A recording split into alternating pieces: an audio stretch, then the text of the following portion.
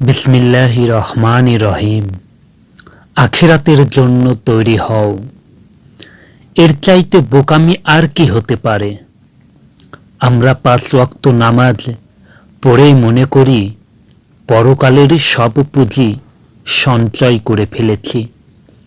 যেখানে অনন্তকাল থাকব সেখানকার জন্য মাত্র 2 ঘন্টা সাধনা, আর আজকাল 5 ওয়াক্ত নামাজে 2 ঘন্টাও খরচ হয় না।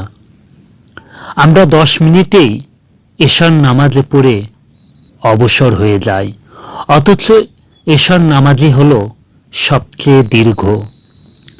একদিন মসজিদে এক লোককে দেখলাম, সে নামাজ পড়ছে। তার নামাজ পড়া দেখে আমার ভীষণ কষ্ট হচ্ছিল।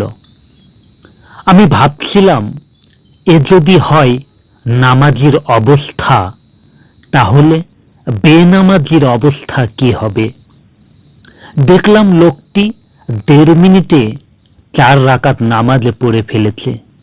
আমাদের অনেকেরই অবস্থায় এমন, 1.5 মিনিটেই 4 রাকাত নামাজ পড়ে মনে করি জান্নাত কিনে ফেলেছি।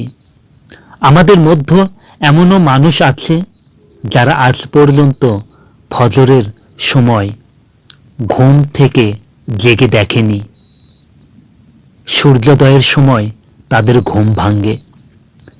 জীবনে কখনো তারা ফজরের সিজদা আদায় করার সৌভাগ্য লাভ করেনি।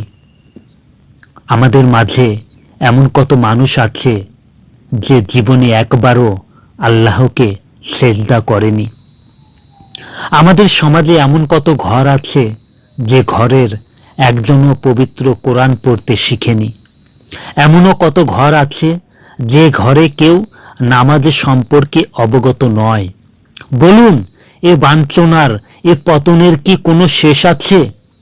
অথচ সকলকেই আল্লাহর দরবারে যেতে হবে, কিন্তু এর প্রস্তুতি কোথায়? মনে রাখতে হবে, আমাদের সবাইকে মনে রাখতে হবে, এ পৃথিবীতে আমাদের আগমনের লক্ষ্য ছিল রাসূল আরবি সাল্লাল্লাহু আলাইহি সাল্লাম এর আদর্শকে বাস্তবায়ন করা। দুর্ভাগ্যবশত আজ আমরা তার জ্বালানো প্রদীপকে নেভাতে বসেছি। আমরা নিজ হাতে তার রচিত জীবন আদর্শের প্রতিটি ইট তুলে এনে ছুঁড়ে মারছি। আমরা এ মোহাম্মদী বাগানের মালিক। আমরা যদি এ বাগান উজাড় করি, তাহলে এ বাগান আবাদ হবে কিভাবে? আসুন জান্নাতের পথে রাসূলের বাগানকে আবাদ করি, জান্নাতের সন্ধান করি। জান্নাতই হলো আমাদের কাঙ্ক্ষিত গন্তব্যস্থল।